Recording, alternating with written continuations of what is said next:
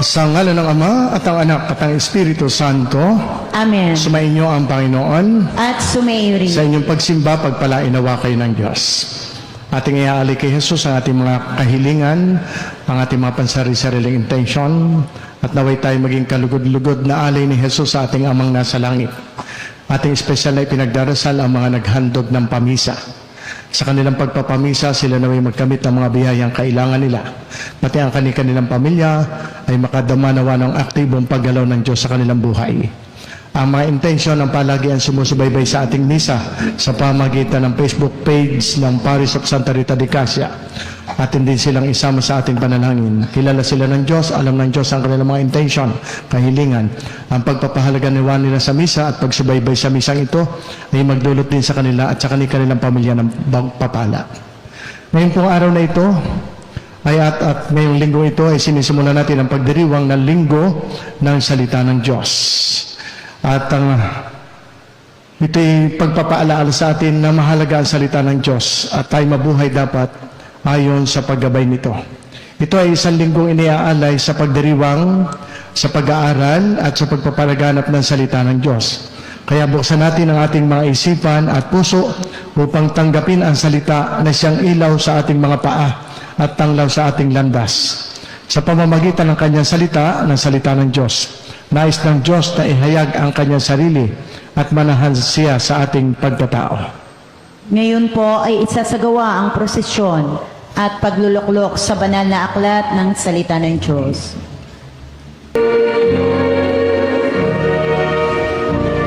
Sa pagkatanggap natin sa kanyang presensya sa pagdiriwang na ito, kilalanin natin na tayo ay mga makasalanan at buong pagtitiwalang manalangin sa awa ng Diyos. Panginoon, ikaw ang salita ng Diyos na nagkatawang tao. Panginoon, kaawaan mo kami. Panginoon, kaawaan mo kami. Kristo, binibigyan mo ng paningin ang mga bulag sa kapangyarihan ng iyong salita. Kristo, kaawaan mo kami. Kristo, kaawaan mo kami. Panginoon, pinalalaya mo ang aming buhay mula sa kasalanan. Panginoon, kaawaan mo kami. Panginoon, kaawaan mo kami. Kaawaan tayo ng mga pangyarihang Diyos, patawarin tayo sa ating mga kasalanan, at patubayan tayo sa buhay na walang hanggan. Amen. Papuri sa Diyos sa kaitaasan.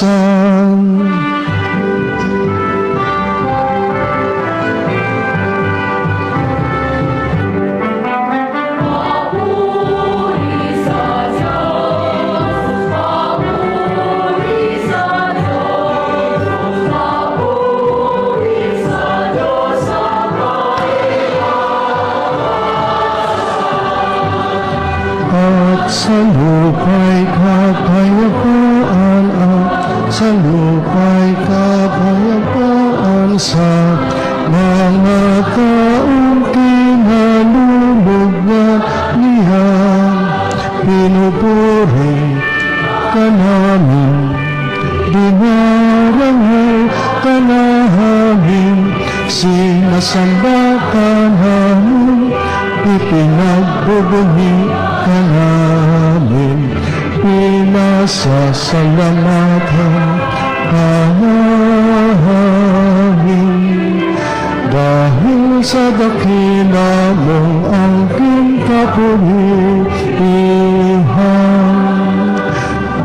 Panginoong Diyos, Hari ng langit, Diyos among makapangyarihan sa lahat. Panginoong Jesucristo, dugtong na anak. Panginoong Diyos, Kordero ng Diyos, anak ng anak. Papuri sa Diyos, papuri sa Diyos, papuri sa Diyos sa kaitaasan.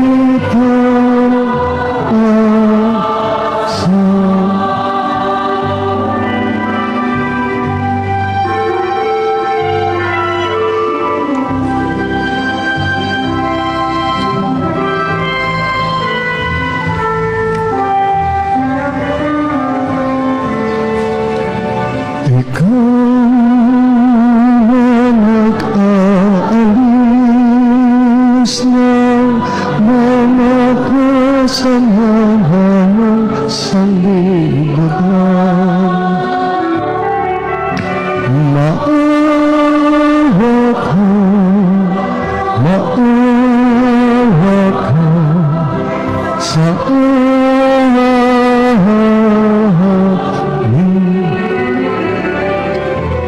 Ikaw na nag-aalis ng mga kasalanan ng sanlibutan.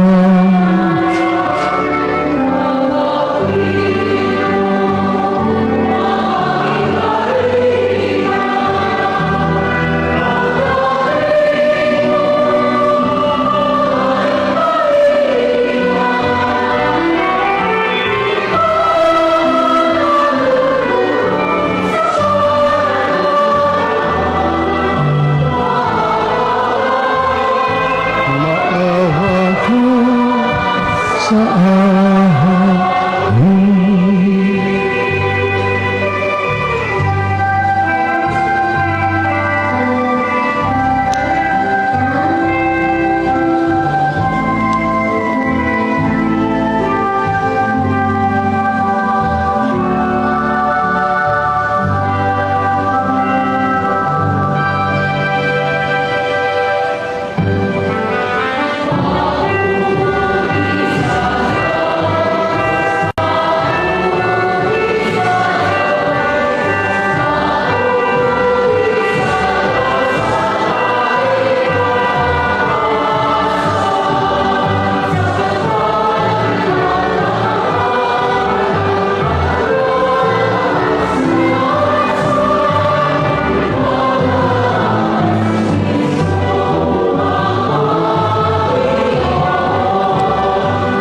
Kasama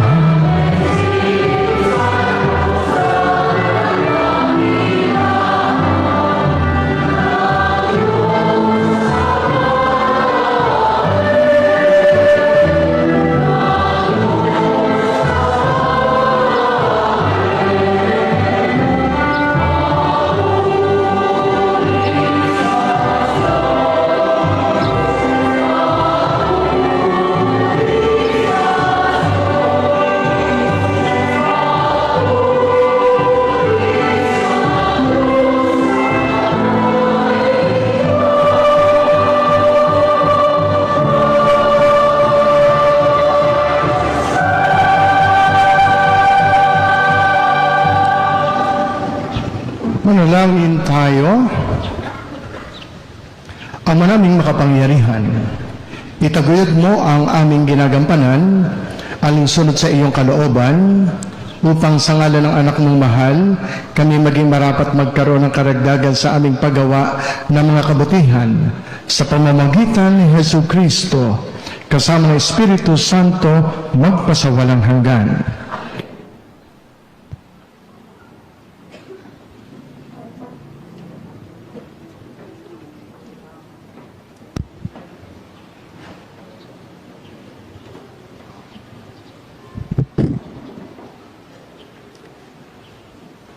Pagbasa mula sa aklat ni Propeta Isaías. Sa mga nakaraang araw, inilagay niya sa kahihiyan ang lupain ng Zabulon at ang lupain ng Neftali. Ngunit sa panahong darating, dadakilahin niya ang lupaing ito mula sa dagat Mediteraneo hanggang sa ibayo ng Hordan, ang Galilea ng mga Hintil.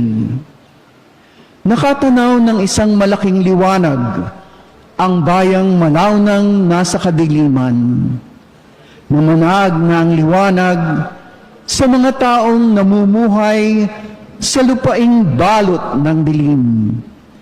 Iyong pinasigla ang kanilang pagdiriwang, dinagdagan mo ang kanilang tuwa, tulad ng mga tao sa panahon ng anihan, tulad ng mga taong naghahati ng nasamsam na kayamanan.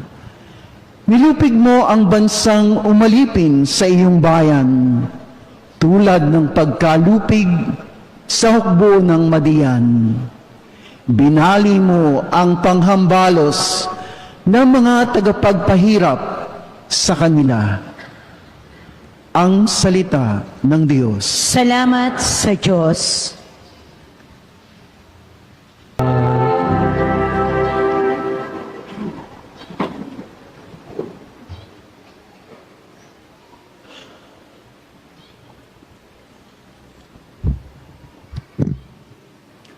Pagbasa mula sa unang sulat ni Apostol San Pablo sa mga taga-Korinto. Mga kapatid, ako'y nananawagan sa inyo sa ngalan ng ating Panginoong Hesukristo. Magkaisa kayo sa pananalita, isip at layunin upang mawala sa inyo ang pagkabaha-bahagi. Sapagkat ibinalita sa akin ng mga tauhan ni Chloe na kayo raw ay may alitan. Ito ang tinutukoy ko. Sabi ng isa, kay Pablo ako. Sabi ng isa, ako'y kay Apolos. May iba namang nagsasabi, kay Pedro ako. At may nagsasabi pang, ako'y kay Kristo. Bakit? Nahahati ba si Kristo? Si Pablo ba ang ipinako sa krus para sa inyo? Bininyagan ko ba kayo sa ngalan ni Pablo? Sinugo ako ni Kristo, hindi upang magbinyag, kundi upang mangaral ng mabuting balita. Ipinangaral ko nga ito, ngunit hindi sa pamamagitan ng pananalitang batay sa karunungan ng sanlibutan, upang sa gayoy hindi mawalan ng kabuluhan ang kamatayan ni Kristo sa krus. Ang salita ng Diyos. Salamat sa Diyos. Sumainyo ang Panginoon. At sumayo rin. Ang mabuting balita ng ating Panginoon ayon kay San Mateo. Papuri sa iyo, Panginoon.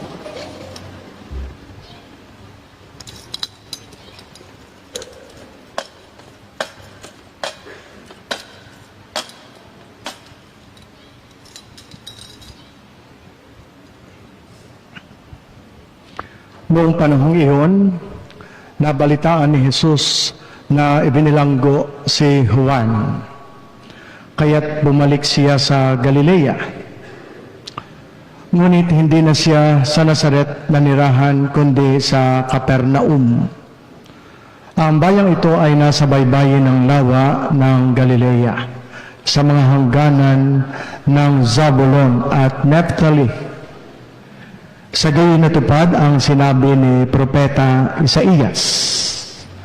Ang lupain ng Zabulon at lupain ng Naphtali, daanan sa gawing dagat sa ibayo ng Jordan, Galilea, ng mga hintin, itong bayang nag-apuhap sa gitna ng kadiliman, sa wakas ay nakakita ng maningning niyang ilaw. Liwanag na taglay nito'y siya ngayong tumatanglaw sa lahat ng nalugami sa lilim ng kamatayan. Magmula noon, nangaral na si Jesus at ang sabi niya, pagsisihan ninyo talikdan ang inyong mga kasalanan, sapagkat malapit na maghari ang Diyos. Sa paglalakad ni Jesus sa tabi ng lawa ng Galilea, nakita niya ang dalawang mangingisda, si Simon na tinatawag na Pedro at ang kapatid niyang si Andres. Sila'y naghahagis ng lambat. Sinabi niya sa kanila, sumunod kayo sa akin at gagawin ko kayong mamamalakaya ng mga tao. Noon di iniwan nila ang kanilang mga lambat at sumunod kay Jesus. Nagpatuloy siya sa kanyang paglakad at nakita rin niya ang magkapatid na Santiago at Juan, mga anak ni Zebedeo. Sila'y nasa bangka kasama ng kanilang ama at naghahayuma ng lambat. Tinawag din sila ni Jesus. Agad nilang iniwan ang bangka at ang kanilang ama at sumunod kay Jesus. Nilibot ni Jesus ang buong Galilea. Nagtuturo sa mga sinagoga at ipinangangaral ang mabuting balita tungkol sa paghahari ng Diyos. Pinagaling din niya ang mga tao sa kanilang mga sakit at karamdaman. Ito ang mabuting balita ng ating Panginoon. Pinupuri ka namin, Panginoong Hesukristo.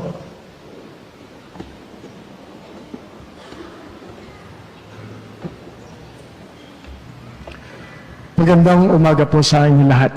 Magandang umaga po, Father. Pati sa inyo mga sumisimba sa pamamagitan ng Facebook page ng Parish of Santa Rita. Magandang buhay po. Kayo naway laging pagpalain ng Diyos, bunga ng inyong pakikiisa sa misa sa pamamagitan ng online mass ng parokya ng Santa Rita.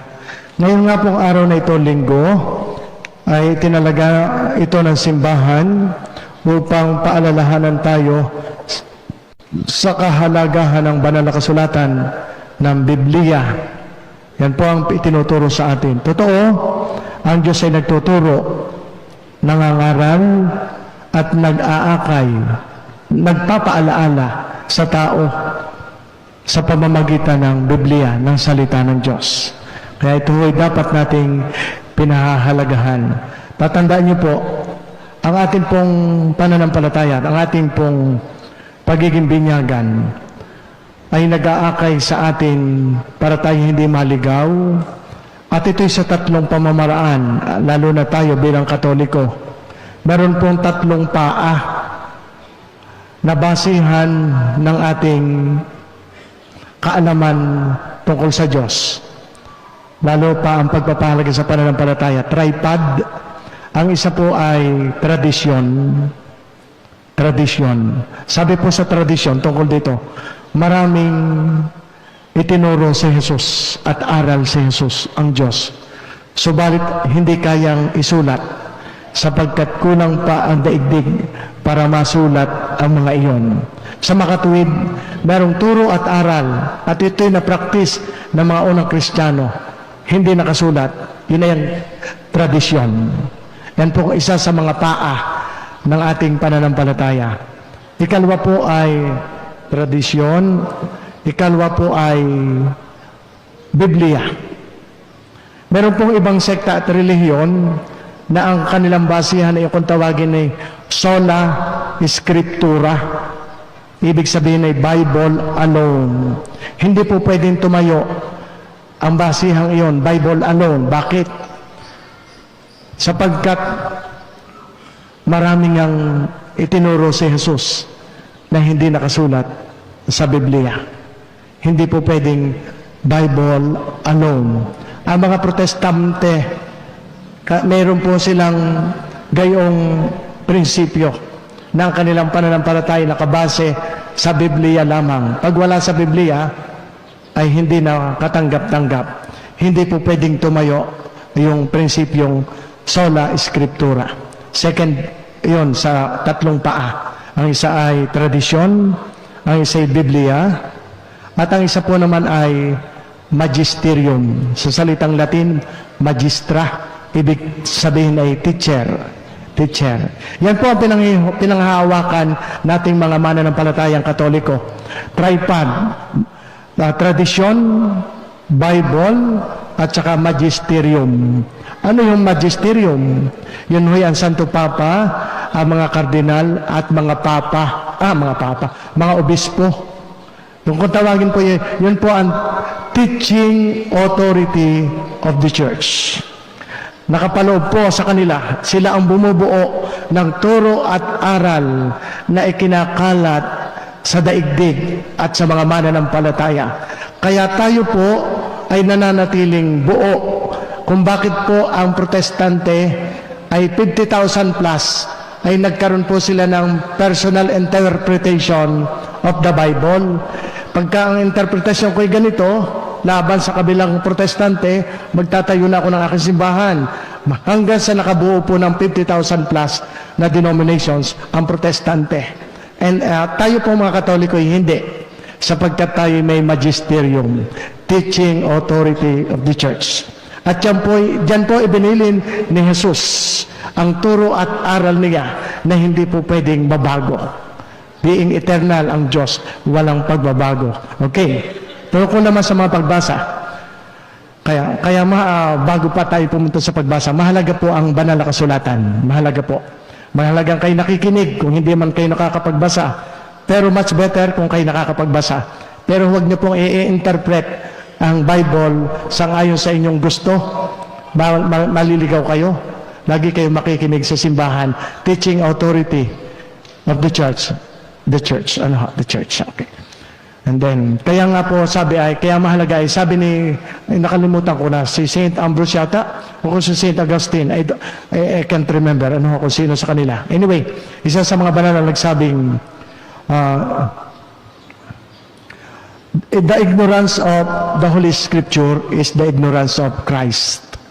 Kaya, magandang kabisado natin ang Biblia, sapagkat sa pamamagitan noon natin nakikilala si Jesus.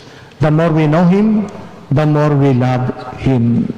Ito po ang readings mula sa first reading hanggang sa gospel. Huwag kayong mag-alala.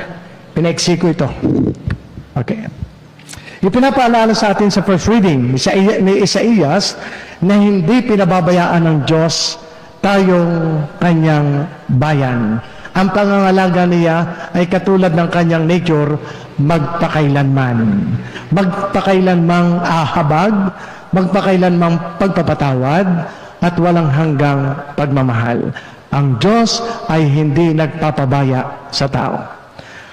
Ang lupang minsang hinamak at binalot ng kadiliman, ang siyang unang makakasaksi sa pagsikat ng dakilang liwanag. Yun ang nasa awit. Kahit na may dilim, magliliwanag din. Sapagkat laging ang Diyos ay ating laging kapiling. Itinuturo sa atin ng talatang ito sa first reading na madalas simulan ng Diyos ang kanyang gawain ng pagliligtas. Saan? Sa mga lugar na nakakaranas ng sakit, ng kahinaan, at ng pagpapabaya sa pag-aalaga. Kung saan nakakaranas ng takot, ng pangamba, doon umaapaw ang galak dahilan sa Diyos. Kung saan mabigat ang paniniil at masakit ang mga karanasan, ang mga sigalot sa buhay ay gayon na lamang. Ang Diyos mismo ang dudurog ng pamatok na nagpapahirap sa balikat ng kanyang minamahal. Pangangalaga ng Diyos. Inaanyayahan tayo kung gayon ng first reading, magtiwala na ang pagdurusa ay hindi huling salita. May liwanag pagkatapos ng dilim.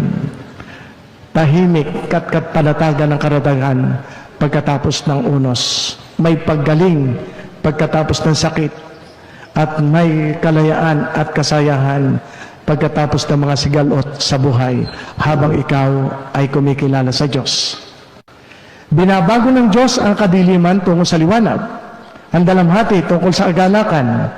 Pagkalimot, tinitiyak sa atin ang pangakong ito na ang liwanag ng Diyos ay nagsisimula sa bukang liwayway. Kahit hindi pa natin lubusang nakikita, ang pag-asa ay hindi isang ilusyon. Ito ang tiyak na pagkilos ng Diyos sa kasaysayan at sa ating buhay. Kaya sa Diyos, huwag kayong bibitaw at kayo laging puno ng pag-asa. Hope, H-O-P-E. Hold on. Pain ends. At lahat ng karanasan ng paghihirap ay may layunin ng Diyos upang tayo patatagin, hindi upang tayo ilugmok. God does not promise a life without suffering, but He does promise that suffering is never without purpose. Patatagin, angkinin kapag tayo matatag na. Where God allows pain, He allows and He also prepares redemption.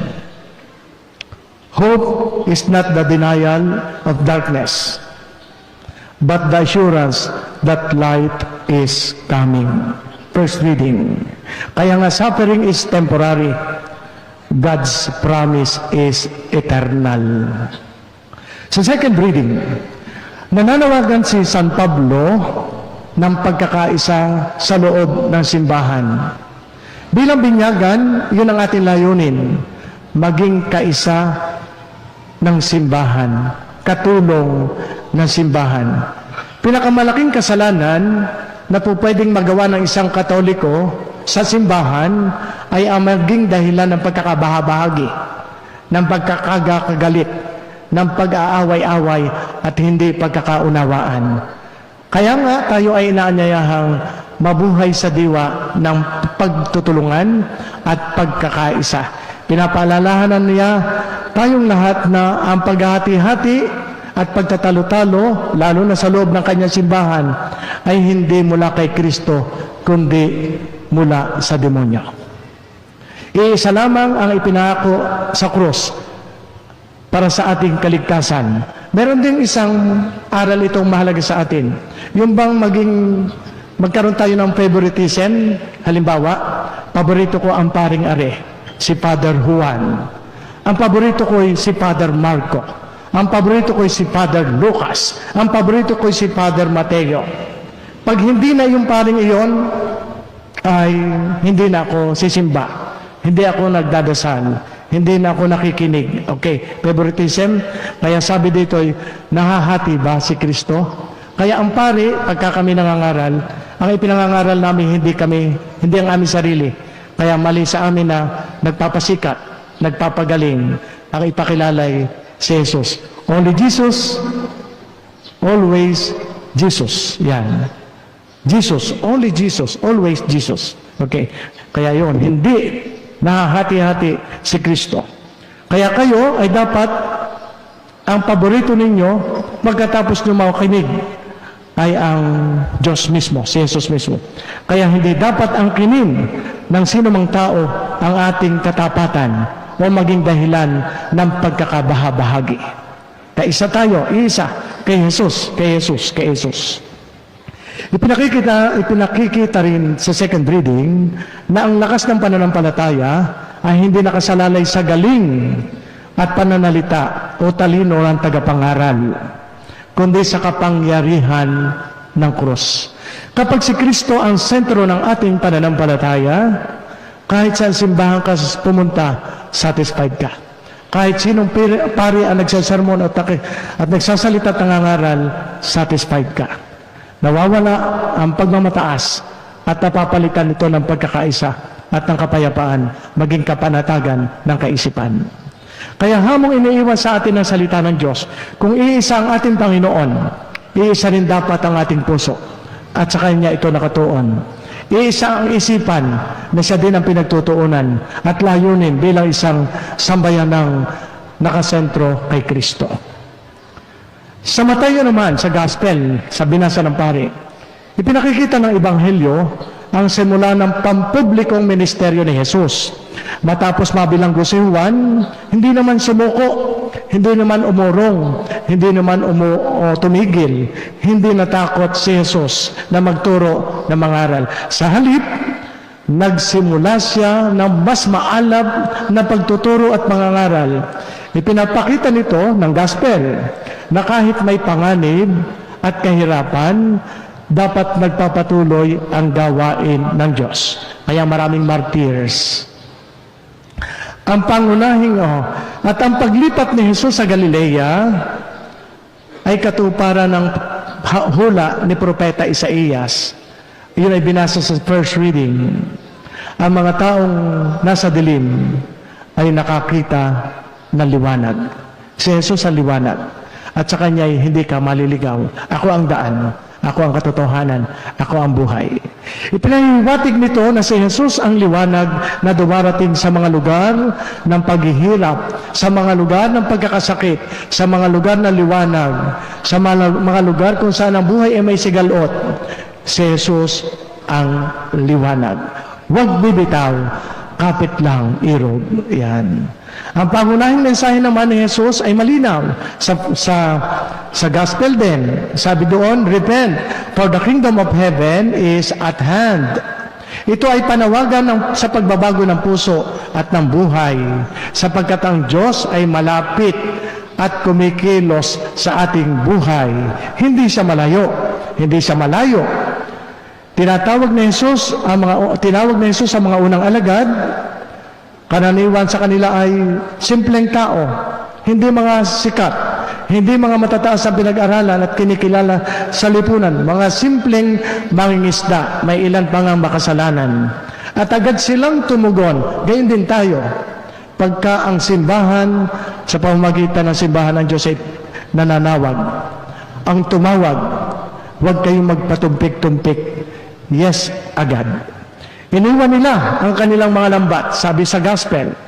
Sumunod agad-agad kay Jesus. Ipinakikita nito na ang pagtawag ng Diyos ay hindi batay sa katayuan, kundi sa bukas na puso at kahandaang sumunod. Kahandaang sumunod. Dapat gayon tayo. Pagkakailangan tayo ng Diyos, pagkakailangan tayo ng simbahan, huwag magpatumpik-tumpik. Sunod agad. Yan. Kaya ang aral ni Jesus sa kabuuan ay kaya nga tayo tinatawag. Maganda ito. To be with Jesus and to be for Jesus. Ito ay decision we need to constantly affirm and renew. Even in the face of sufferings. Kaya nga may mga martyrs, and the martyrs remained with Jesus and committed to be pleasing to Him.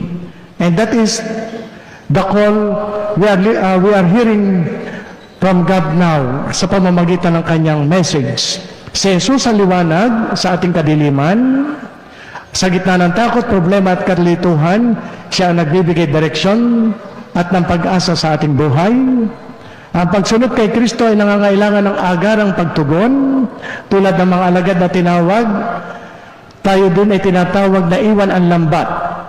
Lahat ng mga pinagkakaabalahang hindi makakatulong para tayo lumapit sa Diyos, iwanan ang lambat. Ang kaharian ng Diyos ay nagsisimula sa pagbabago ng puso.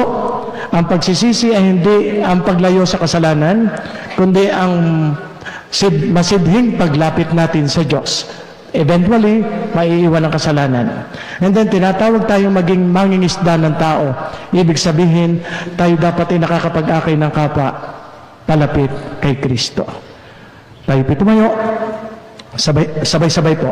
Sumasampalataya ako Sa Diyos amang makapangyarihan sa lahat, na may gawa ng langit at lupa. Sumasampalataya ako kay Kristo, iisang anak ng Diyos. Panginoon nating lahat, nagkatawang tao, siya lalang ng Espiritu Santo, ipinanganak ni Santa Mariang Birhen, pinagpakasakit ni Poncio Pilato, ipinako sa krus, namatay, inilibing, nanaog sa kinaroroonan ng mga yumao, nang may 3 araw na buhay na maguli, umakyat sa langit, naluluklok sa kanan ng Diyos amang makapangyarihan sa lahat. Doon magmumulang paririto at hukom sa nangabubuhay at nangamatay na tao. Sumasampalataya naman ako sa Diyos Espiritu Santo, sa banal na simbahang Katolika, sa kasamahan ng mga banal, sa kapatawaran ng mga kasalanan, sa pagkabuhay na muli na nangamatay na tao, at sa buhay na walang hanggan. Amen. Mga kapatid, habang nagkakatipon tayo upang ipagdiwang ang mga hiwaga ng ating pagtubos, idulog natin sa makapangyarihang Diyos ang ating mga panangangailangan upang sa pamamagitan ng kanyang salita ay mapanibago ang ating landas tungo sa buhay kabanalan. Sa bawat pagdalangin po, sasabihin po ninyo, Panginoon, gawin mo kaming tagapagpahayag ng iyong salita. Pakiulit po, mga panalangin na inihaharap namin sa iyo na may pananampalataya. Sa pamamagitan ng iyong anak, ang salita ng nagkataong tao na nabubuhay at tagahari magpakailanman.